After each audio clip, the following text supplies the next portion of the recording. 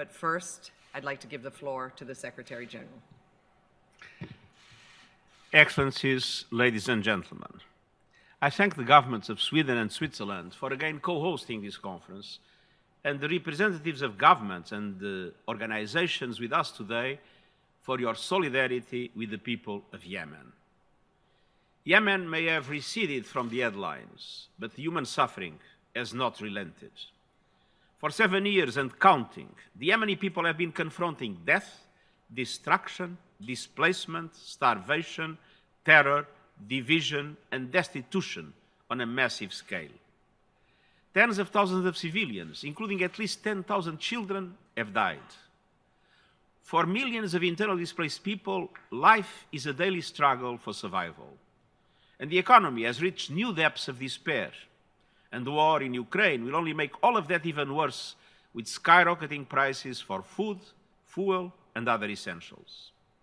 Millions are facing extreme hunger, and the World Food Programme had to cut rations in half due to the lack of funds, and further cuts are looming. This is a tragedy. 2 in 3 Yemenis, 20 million men, women, and children live in extreme poverty. And beyond these horrendous facts and figures lies a country in ruins, its social fabric torn, its hopes for the future shattered. And now escalating hostilities threaten to escalate humanitarian needs and diminish prospects for peace. Excellencies, your pledges are an essential lifeline for the people of Yemen. Last year, you contributed over $2.3 billion to Yemen's humanitarian response plan. Because of your generosity, nearly 12 million people received life-saving assistance every month in 2021. Working with more than 200 humanitarian organizations, mostly Yemeni NGOs, we reached vulnerable communities in every one of Yemen's 333 districts. We scaled up operations in Marib with additional support from the Central Emergency Response Fund, which had already allocated over $230 million to Yemen since 2015. Now, your support helped us prevent Yemen from descending further into the abyss. But now, a funding crunch risks catastrophe. In recent months, we have been forced to scale back or close around 2/3 of life-saving programs. Food rations have just been reduced for 8 million people with devastating consequences. And in the coming weeks, nearly 4 million people in major cities may now lose access to safe drinking water. And 1 million women and girls may lose access to reproductive health and gender-based violence services, a death sentence in a country where 1 woman dies every 2 hours from complications during pregnancy and childbirth due to preventable causes. I implore all donors to contribute generously. Our humanitarian response plan includes coordinated, well-designed programs to reach 17.3 million people and $4.27 billion in assistance.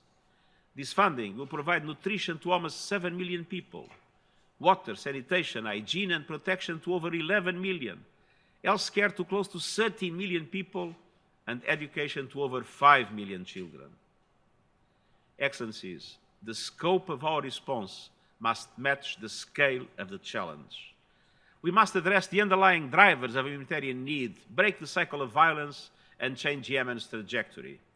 And this means stabilizing the economy and restoring basic services. It means supporting the efforts of my special envoy to help the parties find a peaceful resolution to the conflict. And it means an immediate end to hostilities.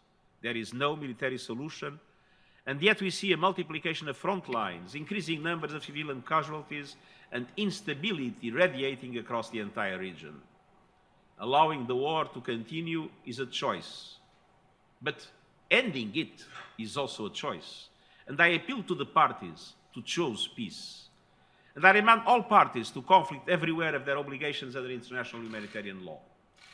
Excellencies, today we must do everything we can to bridge immediate funding gaps and strengthen aid delivery.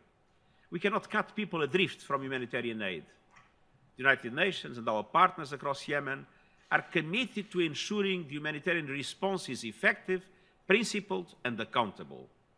And we are ready to keep supporting the Yemeni people, but we cannot do it alone. We need your help.